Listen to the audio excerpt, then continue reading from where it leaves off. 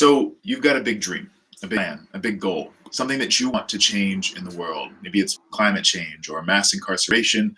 Maybe it's some other big issue that's really important to you. But for some reason, as you think about tackling it, while you have all the energy and motivation to approach that issue, you find yourself stuck. What do you do? Why can't you seem to move forward? Alternatively, maybe you're someone who has moved forward. You've already started working on an issue, but now you find yourself facing some sort of roadblock. How do you overcome that roadblock? On this episode, I want to talk about the things that get us stuck and how to become unstuck as we create social impact in the world. Welcome back to another episode of Social Impact Live. I'm your host, Darrell Coleman, and that's what we're going to dive into today. So let's go ahead and get started with a concept called problems within problems. This is something that I discovered years ago while I was working on a number of different issues. At one point, I was designing wind turbines to generate power for people in industrializing nations. At another point, I was designing a water catchment and storage system for an island community in Indonesia. I then, founded a company that was seeking to create social change in the world.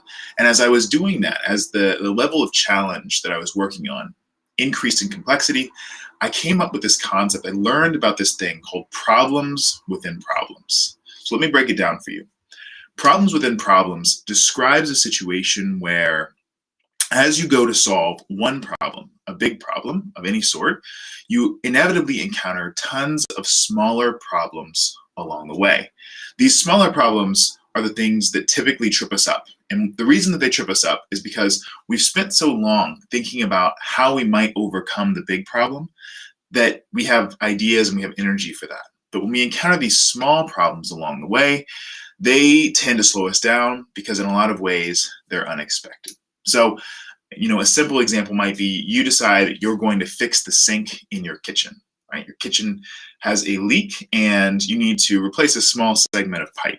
So you go in to replace this small segment of pipe and you undo the fittings and you've got this replacement part. And as you go to install the replacement part, you realize that the tool that you need to actually do this installation is not a tool that you have. And it's not a standard tool in the first place. Well, now you have a problem within a problem. You've got some sort of barrier, some sort of roadblock that you need to solve. And of course, you need to go figure out a way to overcome that. But you need to replace this pipe now, right? Because family is coming over. Someone is coming to visit. You chose to do this before people arrived. And so you're thinking, well, I don't have time to go get a tool. How am I going to fix this issue? What it requires of you is to dive into your creative mind to begin coming up with new solutions for this other problem, not the main thing that you were trying to solve, because you still have to fix that as well. You still have to make the sink work. You still have to make sure that it doesn't leak. But you also need to figure out, how am I going to fit these two pipes together without the tools that I need, right? That is an example of a problem within a problem. And under many normal circumstances, especially ones where we don't have the pressure of family showing up at our doorstep to judge us for our leaky sink, it can be hard to find the solution to those issues. And the same is true when it comes to starting a project in the first place. You've got really big issues that you want to affect, change around, big things that you want to address, and yet it's hard to figure out where to start. In some ways, starting is the problem within the problem. But I want to go a little bit deeper into this so that I can break this down for you. As problems within problems manifest a little bit differently whenever you're looking at creating social change in the world. So one of the biggest things that keeps us from being able to move forward as we begin to create change is the lack of specificity around what it is that we are really trying to do. So when we say something like we want to create climate, we want to create change in global warming, we want to reduce climate change, for example. What does that really mean? It means to us that there are so many possibilities, so many options available for us to think about how we could actually approach that issue, that it's hard to choose one direction to head in as we move forward. That is called a problem. Well, actually, I'll back up. It's hard to choose which direction we want to head in to move forward.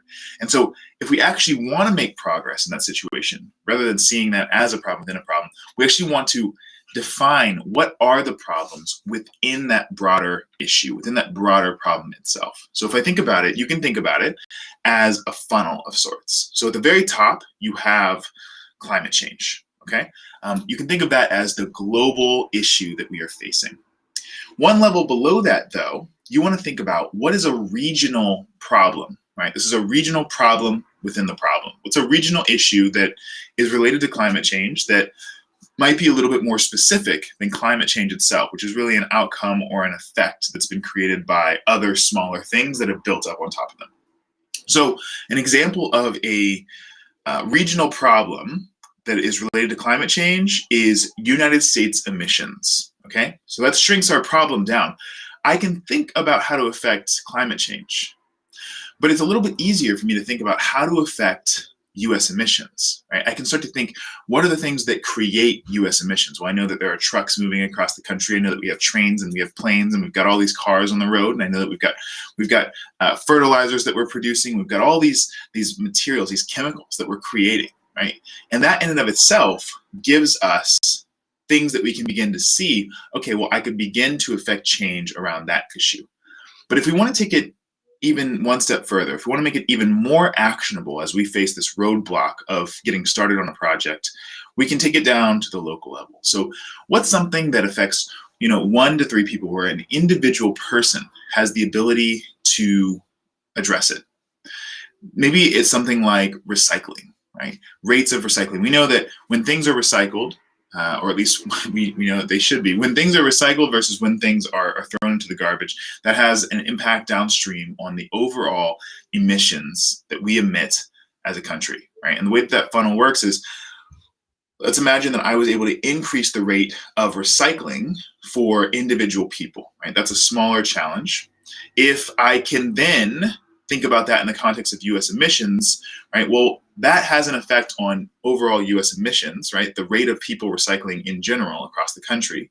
And US emissions have an impact, a big impact on climate change, right? So this is an example of using problems within problems for our benefit in order to get started on overcoming a roadblock to an issue that we see, an issue that we face. And it's something that you should be aware of as you seek to create change in the world, which is that no matter what stage of your project you're in, whether you are just starting off and you're looking at something huge, problems within problems is something you're going to want to focus on because it's actually going to help you narrow in on the specific thing you can begin to address, where you can start to take action. Or once you've started to take action, it will also help you anticipate that new things will pop up that you didn't expect to pop up that you need to address as well. You need to be ready to have the creative energy available to solve these small problems along the way that come up as you begin to work on your dream also. So what I wanted to do on this episode was really come in here and make you aware of this concept. Problems within problems are they're things that are a reality of creating change in the world. And they can either be really beneficial for us when we look at them and we say, well, let's narrow down to the specific smaller thing that I can begin to affect change on and think about how that will roll up into a bigger issue. Think about how if I were to solve that one problem for one person and then solve that problem for thousands of people or millions of people, how that could affect change in the long run. But then, that's a useful way of thinking. But also think about how, as I solve that smaller problem, there are going to be little things that come up that I'm going to have to innovate through and have to overcome those as well over and over. The big philosophy that this comes from is something that I believe in and we use at DC Design, which is this idea that major issues are composed of lots of smaller issues.